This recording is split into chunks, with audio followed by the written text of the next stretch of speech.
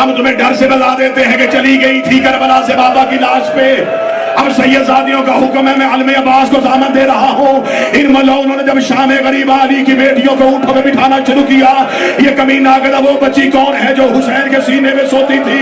آواز آئی وہ ریت پہ حسین کی بیٹی بیٹھی ہے. اس ملعون نے کہا یہ بچی کس کے ساتھ بیٹھے گی؟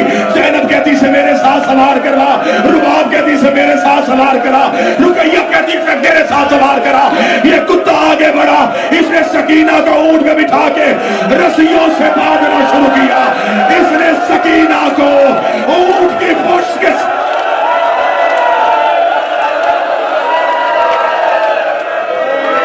سر حسین بار بار نیزے سے گر جاتا.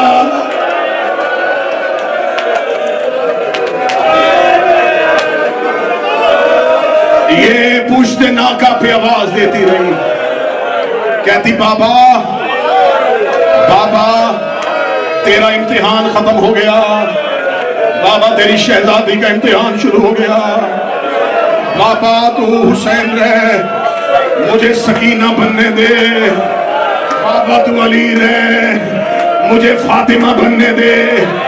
کربلا سے لے کے کوفہ تک میں کیا بتاؤں، یہ ملعون اونٹوں کو دوڑاتے تھے. ڈر لگ رہا ہے مجھے. سفیر بھائی آپ اشارے دے رہے ہیں لیکن مجھے بی بی کی قسم مجھے ڈر لگ رہا ہے. میں نے ابھی آپ کے سامنے بڑا ارشد بھائی کے بی بی کو اونٹ کی پشت پہ رسیوں سے باندھا تھا. یہ اونٹوں کو دوڑانے کو تازیانہ مارتا. آدھا تازیانہ سواری کو لگتا، آدھا تازیانہ محمد کی بیٹی کو لگتا. روک کہتی سجاد تو نہ رکنا، اگر تو رکا یہ تیری پشت میں تازیانے ماریں گے. جتنی دیر میں سکینہ زندہ ہو تجھے تازیانہ نہ لگے.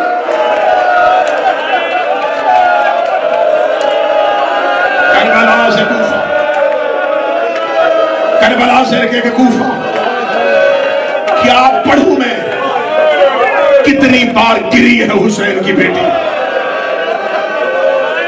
جب آخری بار گری انہوں نے کہا اب تو سوار نہیں ہوگی، اب تو ہمارے گھوڑوں کے ساتھ دوڑ.